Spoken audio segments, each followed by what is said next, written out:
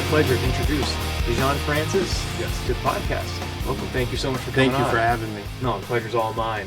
It's super exciting. You know, one of the reasons I'm really excited to have you on is because I also am kind of looking at local politics. Okay. It's something that I'm interested in as well. Absolutely. And I think it's one of the things that's so neglected by everyone. I think it's always national news. It's always state. I mean, it's interesting that we live and really are affected by our local communities so much more than anything else. I think not that other things aren't important, but it's just we don't think about it like local politics at all. Yeah. Well, if you think about how much money is involved at a national scale, it's the entertainment value of electing a president. It's so correct. And we've seen actually from the previous election in 2016, in that general election, we've seen the effect of that, of how the dialogue, whether it's progressive or conservative, it's a little to the extreme side, and that drags people in.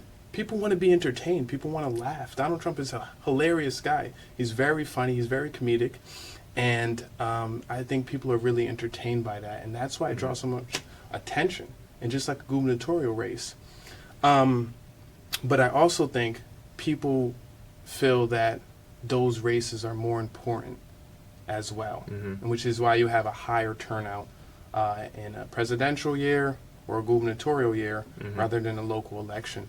And I think there's also money as well, because usually smaller campaigns don't have the money to target that many individuals. So I think it's a mix of both. Yeah, it's just the whole thing is, I find it really fascinating because I've spent a lot of my time in the last decade kind of researching the Constitution and kind of things like that, or really just that. And then I go to local government and I have no idea what's going on. I mean, we have, like in Fairfield, we have like a first selectman position. Yes. We kind of have like a council, and I'm like, okay, like we're like what are their powers? How is it divided? Like how it's crazy. Yeah, and it just because like in Bridgeport, we have a weak mayor, so of course most of the power is in the city council, and then you have 2 council members for every district, and what their main job, I want to say, is basically to be a voice for their district to the mayor, and watch over budget, whether they're, a certain council member will be in charge of public safety or education or budget, public works, anything like that.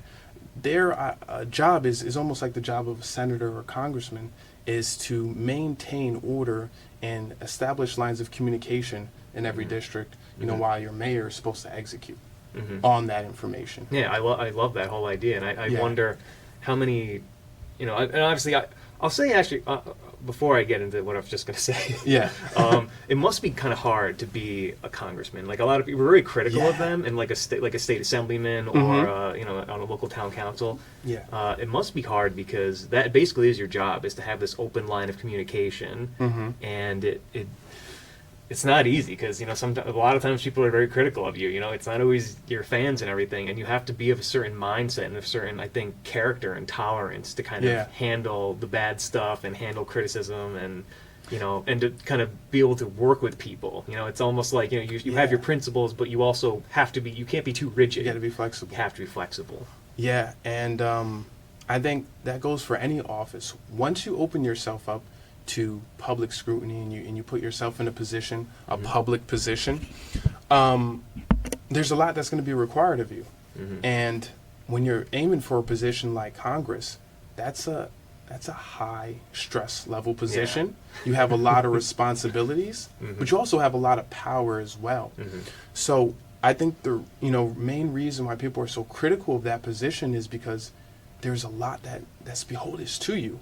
And if you're in that position, and usually congressmen or women usually have a good streak when they're in that position. They're usually in there for a few terms.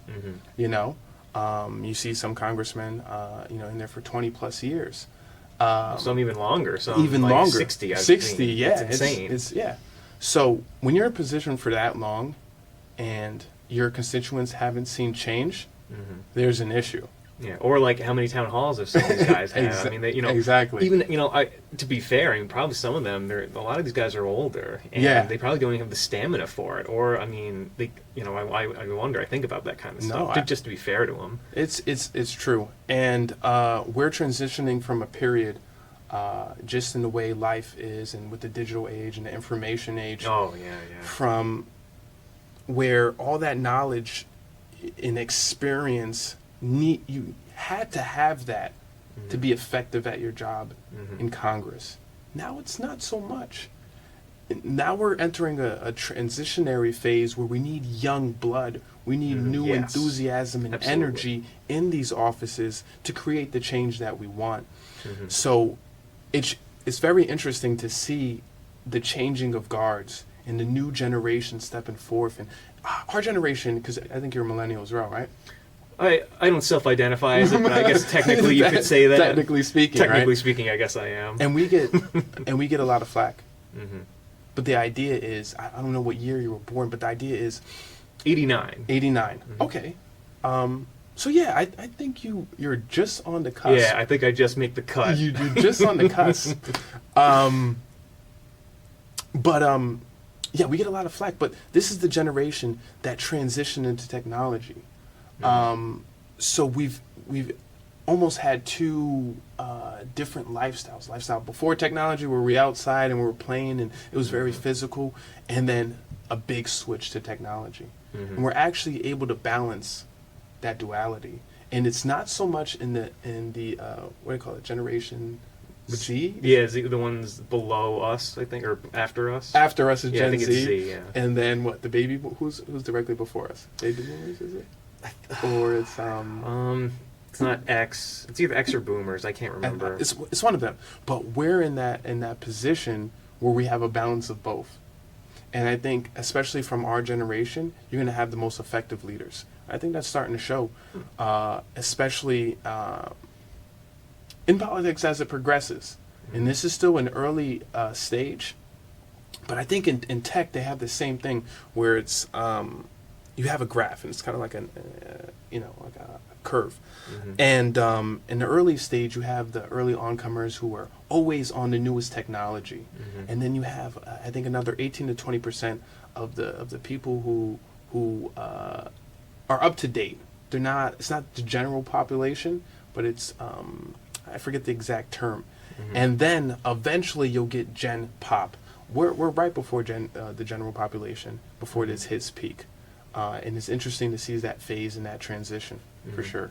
Awesome. Well, I can already tell, we've been talking for about 7 minutes. I feel like we could talk about so much stuff now. I get a lot of good energy from you. But you're running for mayor in Bridgeport. Let's talk about that. In Bridgeport, yes. Yeah, so before we get into that, I want to give the listeners an opportunity to kind of get to know who you are, like, as a person. Yeah. So tell me about your life. Yeah, well, I was born in the Bronx. I grew up there. Born to a Jamaican immigrant. My dad actually served in the armed forces in Jamaica before he moved. Oh, wow. Yeah. I didn't know they had an army. It's a joint armed forces. So it was, this is when they were still a Commonwealth of England. So he served in joint with other Caribbean islands. And they did a lot of like drug raids, because marijuana was huge at that time. And he was doing things like that. He had 3 sons there before he ended up immigrating to America. Now, my mom, on the other hand, she was born in the Bronx. Her dad served in Vietnam, and mom was a stay-at-home mom. So from an early age, she had a lot of order. She had a lot of stability. But the Bronx is very hectic. So she ended up being pregnant at an early age. She had 2 sons before my mom and my dad met, and she was working her way through nursing school. So when they met, they had me. Then they proceeded to get married. I have 3 little sisters as well. So as the story transitions, I grew up in the Bronx, and it's rough out there. My parents wanted a better life for me, and they wanted a better life for my siblings. I had some older brothers. They were getting in a little bit of trouble. Bronx was very dangerous at that time in the 90s. So, they packed it up and they said, let's try Connecticut. And I ended up in Stratford. That's when I first moved. And it was a huge transition for me, but probably one of the best transitions of my life, because I had to see two completely different sides. And I actually had that same experience when I went to high school in Bridgeport. But to stay on that side, when I moved to Stratford, and I grew up Mormon. That's what my mom was. So very involved in the church, did Boy Scouts, very, very involved in the community aspect of things. And that shaped a lot of who I am today, because Boy Scouts, they have a philosophy. It's called be prepared. And it's something I've always used in my life. I always say proper preparation prevents poor performance. And and so that transition was a little bit hard for me, and I went to a school predominantly white, and going from a school that was predominantly black. And the education system, what it had to offer, what I learned, I actually realized I was smart going to this school, because in the inner city, and this is a problem in Bridgeport as well, you can have teachers that they're not involved, they don't really care if you're not bright and focused. They kind of just pass you on the rug, and they think, this is going to be another statistic or something along that manner. Maybe they don't say that outwardly, but that's how they treat you. By their actions. By their actions. So when I went, to school in Stratford, I actually went to Second O Lane. When I went to that school, I was able to, I was able to find a route and actually start to realize what I could be and who I am. And this persists as I went to Flood Middle School as well. And then from there, I actually transitioned to a technical school. I went to Bullard Havens High School, studied carpentry, and I learned a lot more there. And I really had a love for the people in my school, and we actually had a strong, tight-knit high school. Our class was a little bit smaller, and I think that's one of the reasons. And I mentioned the transitions. So as I transitioned from Stratford to Bridgeport, and I went to high school there, what I realized was a lot of people didn't have a lot of faith past high school. It was, and this goes on throughout Bridgeport. There's a lot of people without hope. There's not a lot of jobs there. They haven't seen a lot of progress, especially not at that time. So they were without hope, and that really put me off, because I seen there were so many people with a lot of potential, a lot they had going for them, but just due to their environment, they failed to recognize it. They failed to understand it. They failed to latch on to that idea that through education you could be really whatever you want to be. And I firmly believe that, because we see the correlation between education, your education level to success, and your education level to prison. It's a fact, statistical fact. And it really just didn't sit right with me. So of course after there, I went and I studied at Housatonic for a bit, and from there on I decided to work, and at Housatonic I actually started the first NAACP chapter in that school, and that's when I really started to get involved in Bridgeport politics, because there was a huge issue of education at that time. I think that was the second year or the first year that the mayor flat funded the educational system, and Bridgeport was already struggling. A lot of the schools are performing well underneath performance standards, with no child left behind. They get pushed from grade to grade. Some of them can't read and have the skills necessary to succeed in real life, or to succeed in college. I think one of the main issues here is if we take a kid from Fairfield and we put him in a school in Bridgeport, it's going to be way below, just even an average student, your average student, and you put him into a Bridgeport public high school, there's going to be a huge difference in expectation, and the standard at which they're at is going to be a lot lower, or a lot higher than the students at Bridgeport. So that's a major concern, because again, the education to success or education to prison, that line is very tangible and statistically proven. So that really caught my eye, and from there I started watching politics, and I seen how it was progressing, and I started seeing policies and transparency issues and accountability issues in the administration. And as I progressed and I waited and I watched and I looked at the candidates that put out their name, I felt like I had to, because one, there was no Republican candidate, and I don't know even if they would have put one up, if or at least not just in name only, if I didn't put my name in the ring, because Bridgeport being such a heavy Democratic city, it's hard. Well, actually, that's actually my follow-up question, is that you're running as a Republican. Yes. What in your life made you, I guess in this case, run for mayor as a Republican, not as a Democrat? Is there, for you, is there a difference of values, a different of world visions, or what tell me? It's multiple things. Of course, I mentioned, I grew up Mormon, which is just basically Christian. I grew up very Christian. And a lot of my values stem from that, because it was a huge part of my life, between church and school. It was a huge part of my life. And as the Democratic Party has grown into what it is, my values no longer allied with that party. Is this a recent thing, or over the course of like the last decade or 5 years? Or this is over the course of, I want to say, the last 4 years, 4 to 5 years, that transition has started happening. And the more I look into the values of the Republican Party, and self-sufficiency, and American exceptionalism, and things at the core, I believe resonate with everyone, all Americans, regardless of party affiliation. I think the idea is sometimes the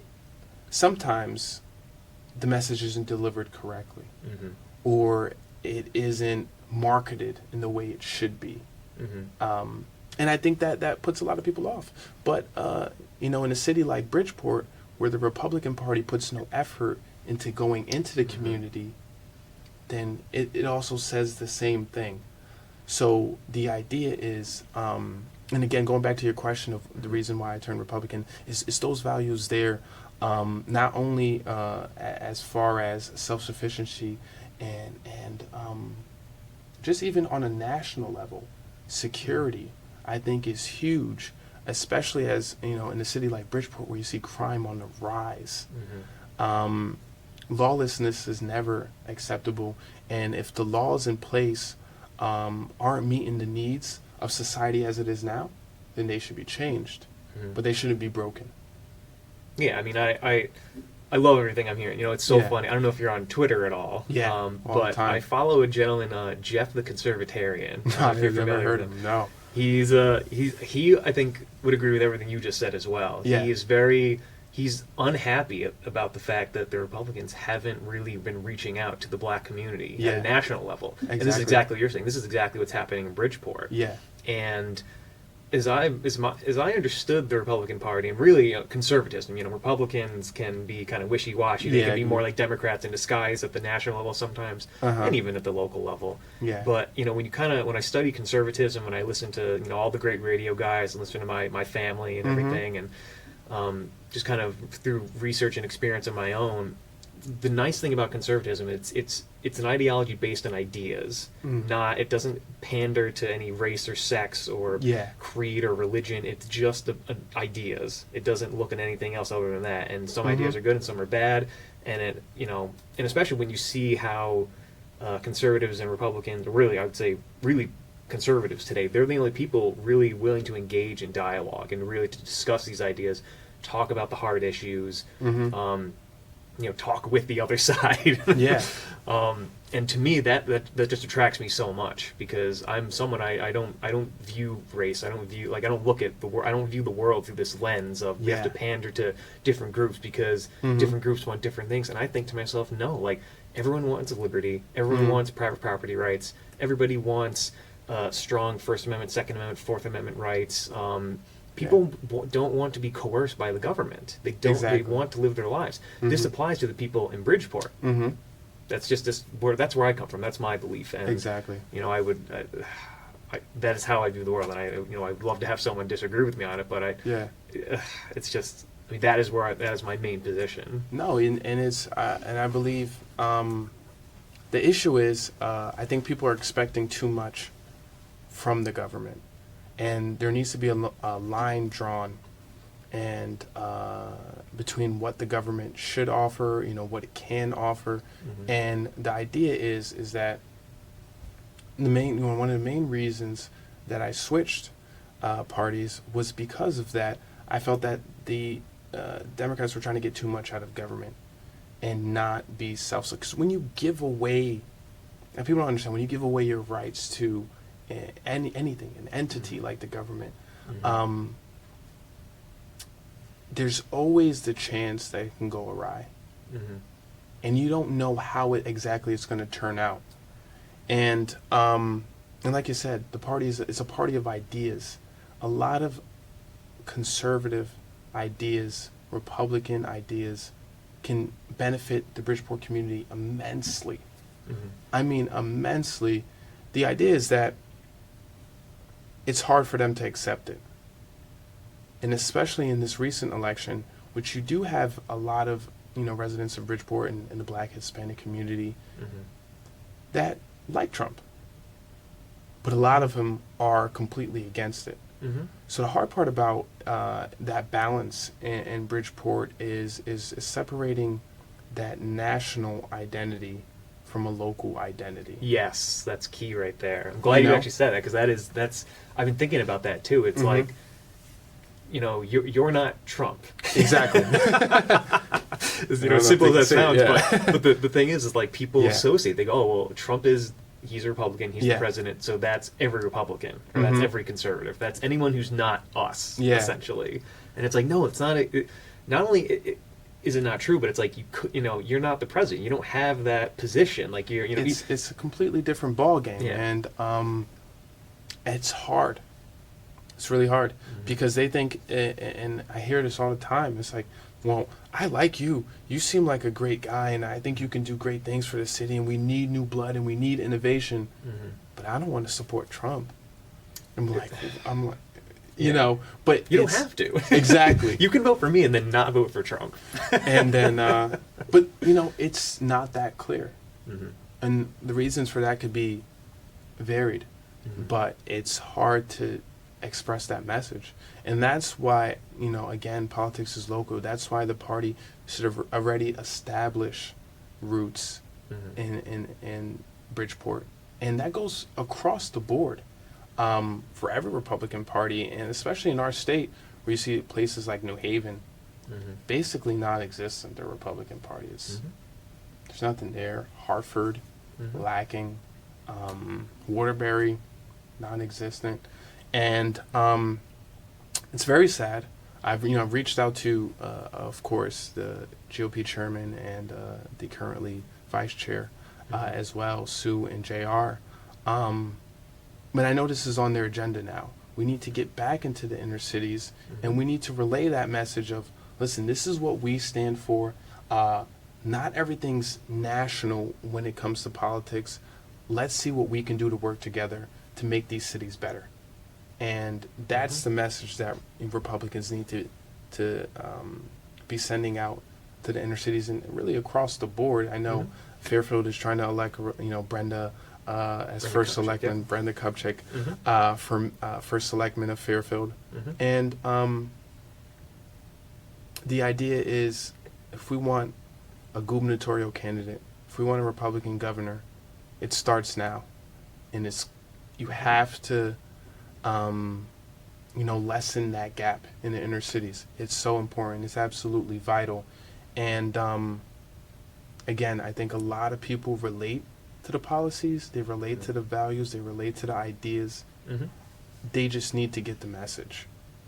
Or I mean, the message has to be delivered Yeah, by somebody. Somebody has there to. There needs to be a body that sits on. And like you said, I mean, I think for a long time, the Republicans have abandoned some of these areas because they just, it's not politically viable for us for whatever reason. Maybe they're calling us racist all the time. They're saying these really awful things about us. Whether it's true or not, it looks like they're believing it. Yeah. So it's almost like, let's just take our resources elsewhere. And it's like, that's the worst thing you could do, because when they sit up there and they say, oh, this person doesn't care about you, even if you're playing devil's advocate, they're going to say, oh, really? Where are they? There's like, silence speaks more than anything else. Exactly. And yeah, I completely agree. I think if anyone were to make the case to them and say, listen, no, you guys have been probably ruled by under Democrat law for a long time. Where has that gotten you? Let's try something else. Yeah. And not just something else. Let's use actual good ideas. Not just, let's just not do what they're doing, but let's be intelligent. Let's be normal, almost be normal human beings with it. Like, I'm thinking to myself, I don't know what the Bridgeport spending is like, but if I can guess, I'm sure it's a mess. I'm sure they take in a lot of money, and I'm sure they have all these great programs, and then nothing happens, and things get worse, and then nothing really changes. Yeah. And you're seeing this across the country. I don't know if this is a Trump thing or like a Candace Owens thing, but there seems to be, or maybe, really, I think I saw it after Kanye West kind of made some statements about Trump. Yeah. And his polling at the time, went from, I think, 11% approval to 22 among the black community. That was pretty meaningful, I think. Kanye is a very influential figure in the black community because he's done a lot. And the idea is Kanye also got flack from calling out Bush. I don't know if you remember for Hurricane Katrina. Yeah, I do. When he was like, Bush is a racist or everything like that. So it's not like he was always a Republican. Yeah. And, and it's very weird because there was a lot of backlash against Kanye for coming out about that and saying he supports Trump. But at the same time, Jay-Z, which is like his counterpart, is a black Republican. He's always been a Republican. He's been a Republican since the 80s. And so... I didn't know that, actually. Yeah. And so you have this this national affiliation where everybody has to be affiliated with Trump. It's either, you support Trump or you don't. Yeah, it's like that's the there's lens. no middle line. Yeah, that's the lens you're looking through. And it's like, I think for most conservatives, they're at kind of the Ben Shapiro position where it's like, I don't agree with what he says. Like, him as a human being, he's kind of not the best guy in the world, but exactly. He's getting policy done that hasn't been done since the 80s. And if we're looking at objectively, if we're looking at just policy decisions, he's doing very well. And just all they have against him is that, he's got to be racist. He's clearly racist. Exactly. Or this, and it's like, if that's your best argument, good luck. I think people just want more than that. People want real arguments. They want substance behind accusations. They want, actual dialogue. And as much fun as it is to see the entertainment show that is the national stuff. Yeah. I think there is a real opportunity there to deliver on that and to say, hey, listen, these are the issues we're having. In this case, Bridgeport. We have economic issues. We have education issues. Here's my plan. Yeah. Let's talk about it. And wherever that goes, let it go. So if they want to debate on that, like let's do that. Let's discuss it, and then you guys decide. And I think there's a lot of power in kind of giving power back to the people, essentially. Exactly. One of the things you mentioned earlier is that one of the big problems with giving away rights is that you don't know how the government's going to use it. I would say one of the consequences of giving away rights is not even like, what they might do, but once you give away rights, you inherently also give away your responsibilities, which I think is the most damaging thing. Absolutely. And I wanted to get your opinion on this. You alluded to the education was one of your main focus, one of your main things. And I used to agree with that too. I used to think that a lot of problems in the black community were socioeconomic. And then I started reading some interesting pieces by Walter Williams, Thomas Sowell, Larry Elder. They bring up this idea that it's not only a social economic thing, but it's mainly a kind of a cultural thing, specifically among the black family. So one of the things they would say is that you could fix what's going on in the schools, but if you don't fix what's going on at home, you're not gonna, the success. I don't know how can if the kids are still going to be kind of unruly and not and come from these broken homes, just like you said, if you don't have education, statistically, the statistics are against you. Yeah. The statistics, both from the Heritage Foundation, the Brookings Institute, pretty much anyone who's done studies on this, if you come from a broken home, you are going to be more likely to drop out of school, to get into drugs, to get into crime, to be in jail.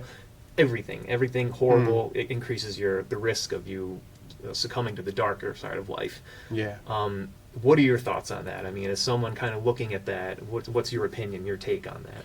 Yeah, I mean, that issue is so important and it's so multifaceted because there's a huge amount of stress and trauma in the black community.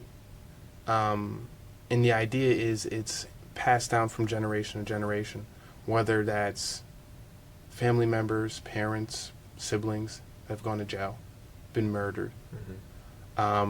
Whether that's, being trapped in an environment where drugs and crime is all around you. And you got to think about it. 5-year-old kid starts going to school in kindergarten or preschool, and their parents are teaching them, they're going to church, and they have things on the right path. But, day after day, they have that environment, and they have, you can see gang members outside and like, you want to join us, or, and then, they reject them when they're 5, and they reject them, or maybe they start at 8, right? They reject them when they're 8, they're 9, 10, 11. But as time goes on, you succumb to that environment. And that's usually what happens, is that around their teenage years, a lot of parents say, I don't know what happened to Jimmy. Jimmy was a great kid. He was doing everything right. Then he started hanging out with this, and that's also an issue of housing. And there's a huge housing problem in Bridgeport as well. When you have the projects, and they tried to tear down Marina, and they sold it to UB, but the continued demolition of that has taken some time. And they're also thinking about demolishing the green homes as well. But your environment is so crucial, and that plays in the part with the family, because when you have a mom, say, working 2 or 3 jobs, or even if you had both parents, from 3 to whenever they get home, the child has free roam. And maybe too much money to hire a babysitter. And if you're in the education, like I said, the education system, if you're flat funding the education system, so they don't have the sports they used to have, they don't have educational after school programs, any sort of activity after place, that they can do and involve in it. And if you ask a parent to spend $150 to $200 a week for an after school program, and they have 3 or 4 kids, it's not viable. So I do believe it does start at home, and that is so crucial. And a lot of times you have parents who have children young, and they don't have the tools they need to be successful as parents. They don't have the resources they need to be successful as parents, and they haven't seen it by example. So again, it transitions to this thing where it becomes generational, but it always starts at home. And regardless, I know there's so many habits, good and bad, that I replicate from my parents. So I can imagine if one of your parents was in a gang, they got arrested for drugs, robbery, murder. I would be a completely different person if I didn't have the role model. Like if I had different parents, or I had a missing parent in the home, I'd be a completely different person. Exactly. I literally the opposite person. I might have come around, but like years, like I just don't know. All I know is that I wouldn't be me now without the parents that I had. And that's the idea, is when we talk about government and what it should do, there's going to be, especially as in the inner city and as the urban community, and you can say it's a cultural thing, as they begin to transition, I think it's very important that during this time it may take more investment in education in those communities to make that transition. And there may be a little bit more required from the education system in those communities in order to make that transition. But it can happen. And the idea is if we abandon that and we say, you know what, this is just statistics, this is what's going to happen, we can't influence it, then, we're fueling that fire. And the idea is we want to be pushing in the opposite direction. And I think we've seen it in many cases, and I've seen personal cases of where the education system, and when the resources are used in the right way, it can provide immense value, even in a broken home. I know a lot of people are against charter schools, but we have New Beginnings in Bridgeport, and they have a fantastic program. Usually charter schools get a lot of flack because they suspend a lot, and they have a strict punishment-based, you come in, you do your work, and it's boom, boom, boom. And what New Beginnings had decided to do was transition from that punitive-based schooling system to I wouldn't even say therapeutic, but an all-inclusive, in which they test their kids there for it's a trauma test, and I think it goes on a scale between 1 and I think 10, 1 in 10 or 1 in like 9 or something like that. And a lot of the kids that are coming into their school system from Bridgeport have adult level traumas. So they don't know how to cope with what they're experiencing. So what that school does is they understand that. All the administrators there have their offices open all the time, so if a kid wants to come in, they can talk, they can relax. The way they set up their classes in a circular format instead of just lined up like an assembly line. And this also goes to transition, is that as we make this switch from an industrial age, we're well into it, from an industrial age, and we had an industrial educational system just from the format of it, to an information age. We need to change the way we teach. The education system needs major reform. But a school like that, which is working to tackle that, and they have a 98% graduation rate, and I think like a 70% going on to college and succeeding from there as well. So it can be done. Now, will every school be able to provide that same level of education and that same opportunity? Probably not. But we know what's the right direction. And at least, I guess my take on it, I agree with everything you said there. I think that the beauty, of a charter school kind of system is we can almost customize, in a sense, something that will work for almost everybody. I mean, if the charter school you're talking about, that might work for X amount of kids. Some kids might not. It might not be their fit. Exactly. Almost like college, in a sense, where I would go. If I got into Harvard, yay for me. I would fail out in a week. In the first week, I'd be gone. I have to go to a school that's kind of proportional to what I'm capable of doing. So similar to that, with the different charter schools, different kids are going to be at different levels, and we need schools we need schools available for that. They need to adapt to that. Yeah, we need schools that have different standards, that have different things, are still good. I mean, I wouldn't say, not that we're going to accept, like, completely horrible standards, but just maybe they teach a different way. Maybe they teach different courses. Maybe they teach, additional, more technology stuff. Maybe they have, God forbid, a finance class, a taxes class, kind of a home economics stuff. Just variety, and let people decide what is good and what, let the market work, almost, as one would say. Exactly.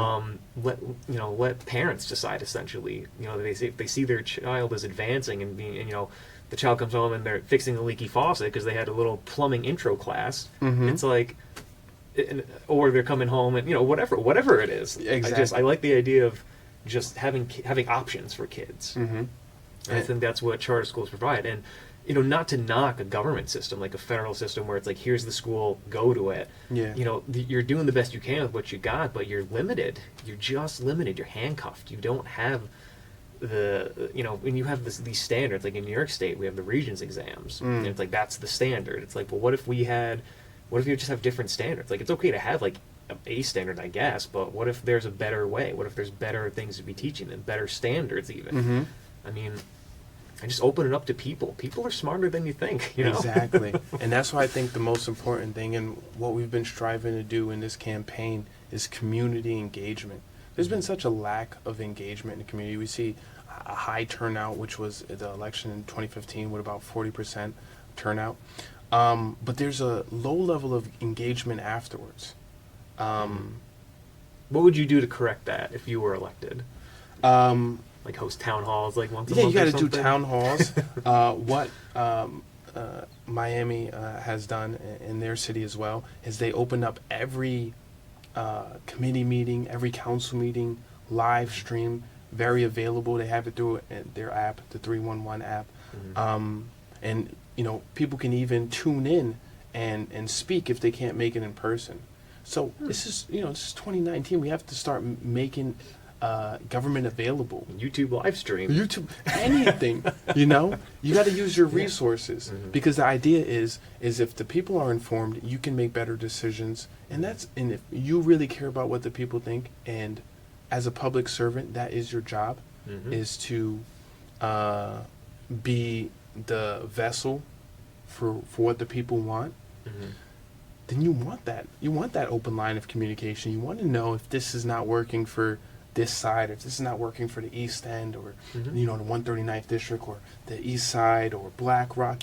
You want to have, and that's why you rely on council as well. But again, as technology is available, we want to get them more engaged. We want to get them more available. We want to get more levels of input so we can react better, perform more efficiently. Because if you even think of an example like the DMV, why does it still operate at that level? Yeah. It can be improved dramatically. But it's that combining of an old process and new technology. And technology is what's going to bridge the gap. Technology is what's going to create that engagement, because time is the ultimate commodity. Time is the ultimate resource. To get people to come to an event, it's going to be harder. To get people to look at a notification in their phone and get an update, that's very simple. You're absolutely correct. Wow. And that's what we want to do. And with that, I think we can make major progress throughout the city, as far as public safety, as far as community policing, as far as education. If it starts at home, and the community feels like they're connected with one another and they can rely on each other for help, there can be a change. I always say it takes a village. Now, unfortunately, the village in Bridgeport is very divided at this point. And there continues to be division, and there continues to be a major increase in crime, petty and violent, right? And so as we see that, people don't want to be involved with people too much, because you don't know what this person's going to do. You don't know what the next person's going to do, and you kind of want to stay in your own bubble. Get the community out there, get them engaged, because that's going to fix a number of programs. It's not the great, fix all, but it's we're moving in the right direction. Yeah. And I always say, with everything, especially in government, it's going to take incremental steps. So let's get a little specific now then. So, of course. What are your, how would I word this? What are your, 3 or 5 main criticisms of what's happening now, in the current mayor's doing now, or how things are currently? Yeah. And what do you want to do if elected? What are your top 35 priorities that you would want to start changing? Of course. So let's start with taxes. I know taxes are huge in Bridgeport. The mill rate's at 53.99. So it's a major burden on businesses and homeowners in our city. Now, of course, the system that we currently have, we tax people and businesses based on their appraised value of that property. The idea and what we want to bring forth is we want to switch from that system and we want to go to a new system. It's called a land value tax. And this was actually implemented in Pittsburgh as well. And what it would do is it would tax properties based on square footage. So there's a lot of companies and just private investors who own a lot of property, some of it abandoned, some of them just not used, and they're sitting on it. They're waiting for the city to switch so they can put some money in and have a high return. But until then, we don't get any money on taxes. So it just goes completely tax-free. What a land value tax would do is, again, tax properties based on square footage. Now, if you have a home and the house across from you is abandoned, and you say decided to redo your shingles and do your roofing and put up a new fence, and you add more value to your home, you actually wouldn't pay more in taxes, you would pay less. So the idea is, would it be the same? Sorry to interrupt, but would it be, because if it's just square footage, if you're just remodeling the house, do you increase or decrease the square footage? Do you? No, you don't decrease the square footage. What you would be you would be charged at a lower rate per square footage. For having them for investing in your home, because that's what we want to encourage, and we want to encourage businesses to do that as well. So if you have an abandoned facility and we're charging you this amount of tax dollars, and you say, we're going to tear this out and build something new, we'll charge you less, because what you're doing is you're contributing to the overall community. If you upkeep your property and you make it nice and you're making renovations to it, that in turn increases the equity of everyone in the neighborhood. So it's a plus for everyone, and as a government, that's what we need to support. And we've seen this in Pittsburgh, and I think they implemented this about 10 years ago, and they've seen about a 20% reduction in abandoned homes, a dramatic increase in economic development. And Pittsburgh, like Bridgeport and like Detroit, were stars of the industrial revolution. I think just those three cities alone are actually in a museum in D.C. because of what they were able to accomplish during that age. So Pittsburgh, of course, succumbed to the same fate that we did in Bridgeport, which is once the industries left, a lot of unemployment, a lot of abandoned properties, drugs, crime, that's how it went. But they were able to make that transition. And so this leads in actually to another one of the policies I want to implement. It's called an urban wealth fund. And what an urban wealth fund would do is lease properties or like land to a public company or a private company so that they control the operations of it. So say, for example, let's just use parks and recreation. Okay. So say we transition Pleasure Beach and Seaside, right? Just those two parks, and we gave it to a private holding company. They would in turn take all of the responsibility off of the city, so completely eliminating that from the budget. And as a business, you want to be profitable, so they would run this in a format to make it more profitable. And this can be used in land, so they can build housing for businesses. Some places like Singapore even used it for a train station, and they had that be privately run, just so it runs more efficiently and just so it becomes profitable. Now Pittsburgh is vying for this same idea in their city because there's so much money being used towards that, towards operational expenses, towards health care and pension, that it eats up the budget. So the idea is we don't have all the numbers to lock in exactly what public assets or even liabilities, depending on how much revenue they're generating, right? So how the public assets we would use in the mini urban wealth fund, but it's definitely something we're looking at, and we're continuing to research and develop to utilize that as a way to release some of the tax burden from the people, but also have it still run efficiently. And so that's one of the ideas we're going to put forth. For education, we definitely want to get more funding. From the government or from what will you tell me? From just more money in general, whatever source derived. Exactly. Okay. But we have two options, well, there's a number of options. Of course, you always have the grants, which I believe that we can definitely be doing a better job of as the city. We definitely don't apply for as much grants as we should or we could. And we've seen a decrease over the years as well. So that, and of course, federal tax dollars we want to get an increase from. And as a state, I think Connecticut's doing a good job of providing,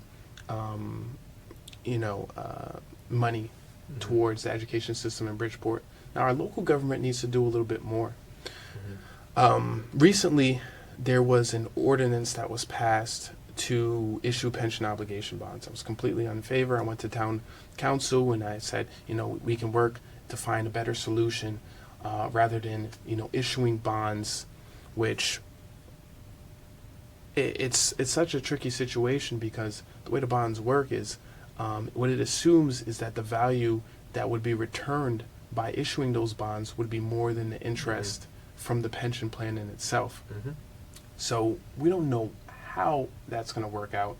And many cities, like Sacramento, for example, end up paying $100 million more from issuing those bonds.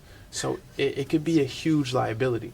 But what that does open up, at least for a short while, is the option to devote some of the money that was used to make pension plan payments, to devote some of that money towards the education system. And we've seen dramatic cuts. Again, I mentioned how the education system was flat funded. We've seen dramatic cuts in education over the last few years. And the idea is when we are able to bring some of that money towards education, we can start pushing it, the system in the right direction. Bridgeport has a lot of administrators in our education system, not enough teachers. The teacher-to-student ratio is very bad there. And one of the options we were looking at, not 100% sure we're going to lock in, but even potentially taking mayoral control over the Board of Ed. And this was done in D.C., this was done in Boston, this was done in New York, and it actually had significant results. When done right, when done with an efficient mayor who was able to, one, make the budget more transparent. The budget currently that the Board of Ed releases is not very transparent. You don't know where all the money is going. It's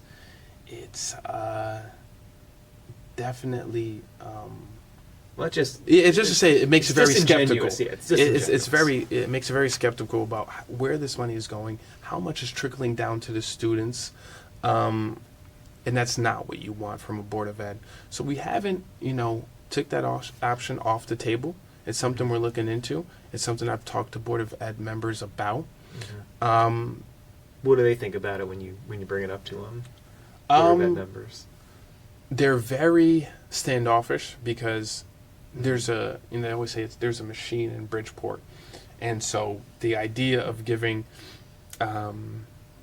more power to the machine, as they call it, to dictate education and to dictate that and to remove it from elected officials and to have mayor appointed or council appointed officials is hard for them to accept. But they were interested in the idea, and they think with the right mayor it could work. Interesting. Yeah. So those three are basically your those. But I know you have so many more. Yeah, we could probably talk about this all night. The only one I will mention is public safety. Yes. Because public safety is huge. And I've talked to many sergeants in the police force, and there's a number of issues at bay here. There's a lot of politics involved in the police department. They're not able to do their jobs efficiently all the time. And we need to remove that. The police need to be free to do their job, to do what they want to do and serve the people and protect the people and enforce laws. This is their duty to our community, to our city. So there's that aspect of they want to have free domain to do what they need to do to ensure public safety. Do you think that they're? Oh, sorry to interrupt. But do you think that they're being handcuffed now in a way, or what do you think the reason is they're not engaging the community now? Well, I think there's a number of issues. It could be a sort of handcuffs, but I think this could be national as well. There's a bad rep when it comes to, and a lot of hostility when it comes to police, the police force, and they don't want to open themselves up to scrutiny, and they don't want to bring a bad name to the department. So they're having to, I would say, hold back on being as efficient as they could, and they don't have the resources. One of the main things is, and I was talking to a lieutenant as well, and he was letting me know that for equipment, for police cars, for things they need to do to police the city efficiently, they don't have it. We have about 330 officers right now. We're at the size of the city, we're supposed to have 450, right? We have 120 officers due for retirement. And then they can retire at any point. And there's going to be more over the next few years. Yeah. How is this administration handling that? Are we just going to hire when they're gone and then have a lot of new recruits, patrolling? We haven't done a great job on community policing as well. But again, that's not because there's no resources. There's been a lot of criticism at the chief and how he's been handling a lot of issues, department issues. There was a huge scandal or that took place when a lot of police officers got called to a party, and it ended up going sideways.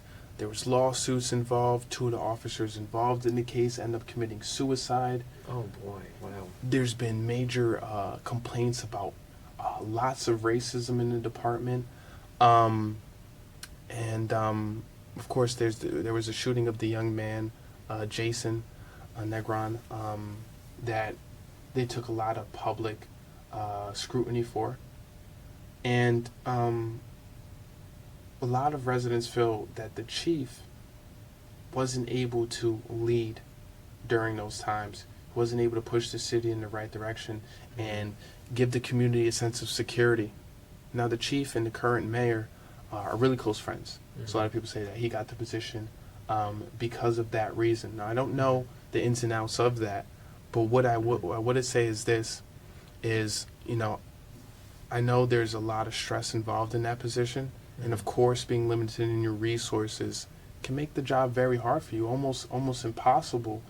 And until I have a sit down with him and actually take a look at everything, I'm not able to, I don't want to publicly scrutinize and say he's not doing his job effectively. Totally fair. However, I would say is this, the public's not satisfied with what's going on, and there hasn't been answers in the form of actions by that department.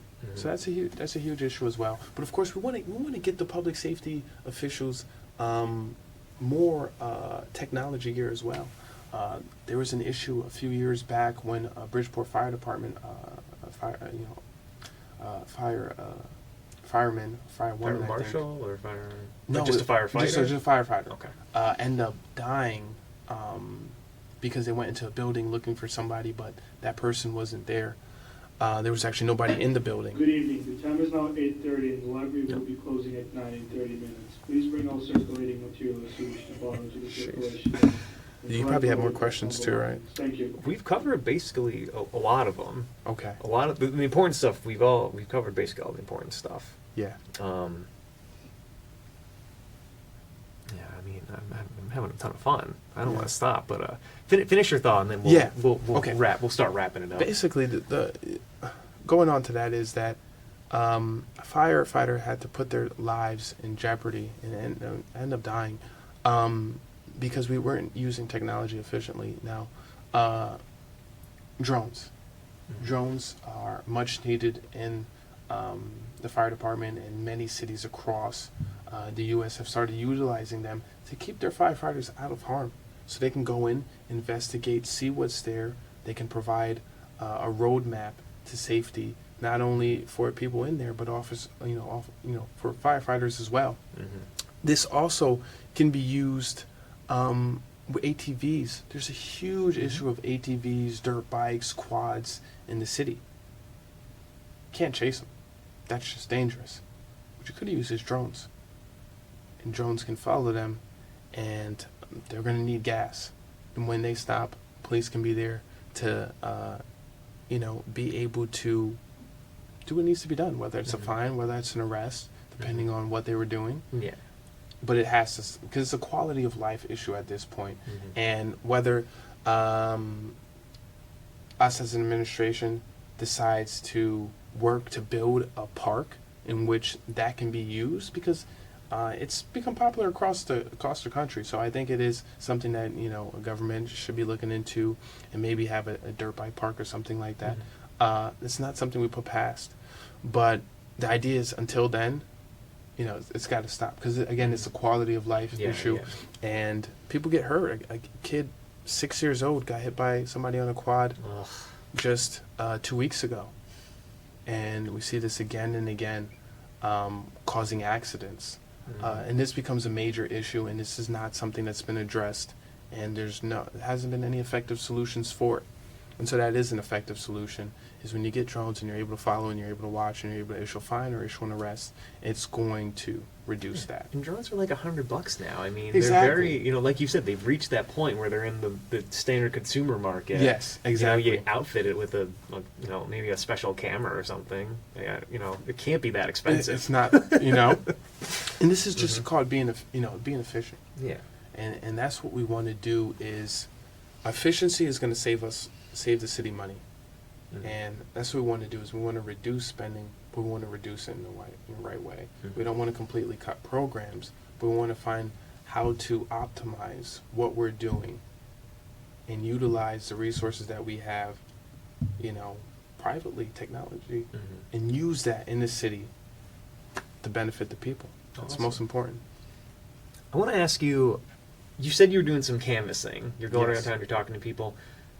What's the sentiment of the people that you're getting? Do they, do they have the same concerns as you? Or what are their opinions Absolutely. from your perspective, from the people you've talked to? The people I've talked to so many people, and they really have three main concerns: taxes, safety, jobs. Basically all the things Yes. you're concerned about. Yeah, exactly. And it's a major concern for them, because they see where this is going.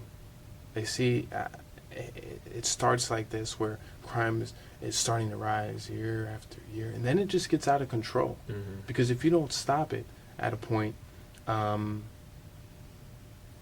it's like a what do they call it, a slippery slope, so to speak.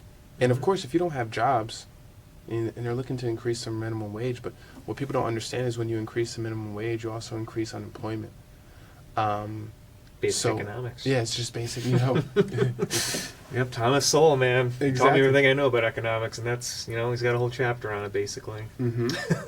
And so, the people of Bridgeport realize is that you can say, stay out of the streets, stay out of trouble, but if you don't provide an opportunity, or if there's no opportunity there, you gotta eat. Yeah, you gotta eat. You gotta eat. You gotta eat, period. And so that's a major concern. But they're also very fed up with this administration. They're very fed up about what was promised. Because when this mayor was elected, he made a lot of promises. He said, I'm going to do this for the city, and we're going to do this, and we're going to be in this, we're going to make this progress, and it didn't come to pass. A lot of people were fed up that he ran for governor. And he just got out of jail. He, gave him a second chance to show the city what he has. And he said, you know what? I'm just going to run for governor. I'm going to spend 2 years running for governor.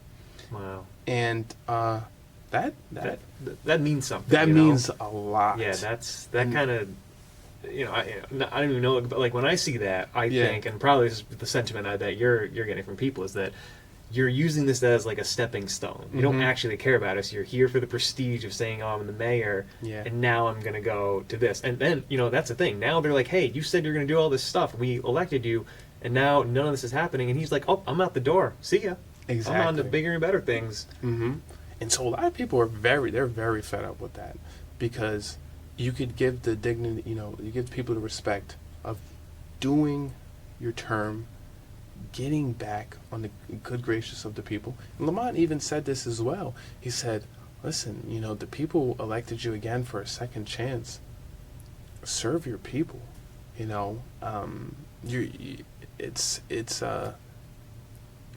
There are not many convicts that go to jail, in their whatever position. You don't see a pharmacist go to jail having to do something with, pharmacology, and then come back out and get the same position. Yes. So it's very rare, I would say. Very rare. And so when the people treat you in that way, and they have that much respect for you, and they hold you at that standard, and to betray them in that way, it hurts a lot of people, and a lot of people they're not happy with that at all. And it sounds like, I don't know the current mayor. I don't know, and I don't want to disparage him. I know we're kind of laughing at his expense a little bit, but it's all in good fun, I promise. There's no ill will or negativity here at all. It sounds to me like the people elected him, even given that he was convicted of some crime, and they gave him a second chance because they actually believed in him.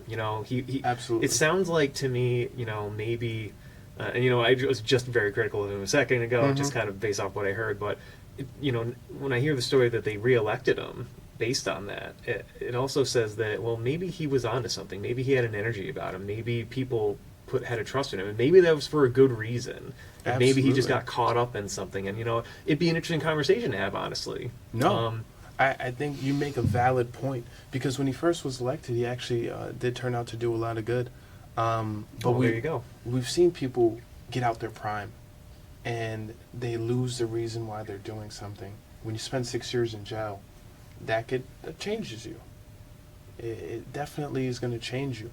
And so, and you got to remember, this is Bridgeport. Everybody has a brother or sister or dad or uncle or son that's been incarcerated, and they've tried to reentry. Reentry is a huge issue in Bridgeport. They've tried to reenter into society, and there's nothing available for them. There's no hope for them, and that narrative works so well in the community that people are like, yeah, second chance. This is what we need. We need to give people second chances. Yeah, wow. We need to give people who've made a mistake another chance to do better and to do right.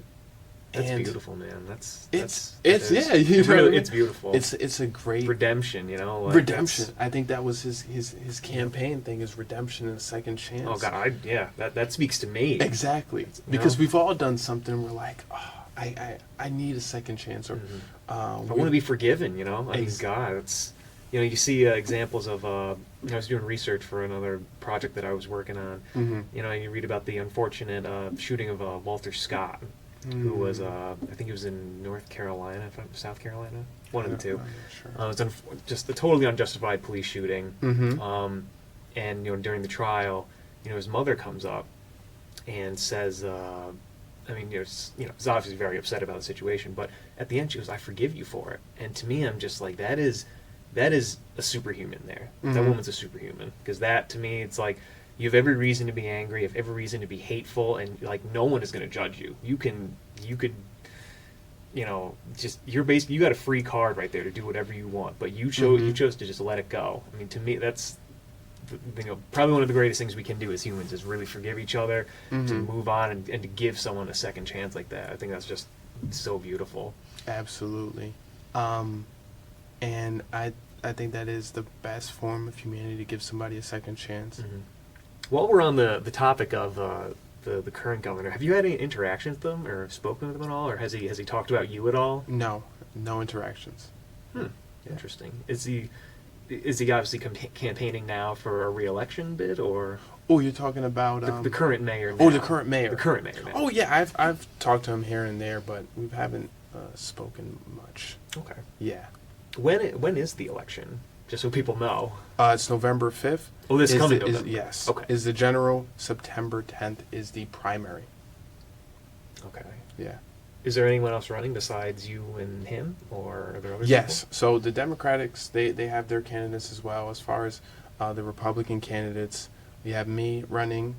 Ethan Book is also running. He's another candidate running for mayor, Republican.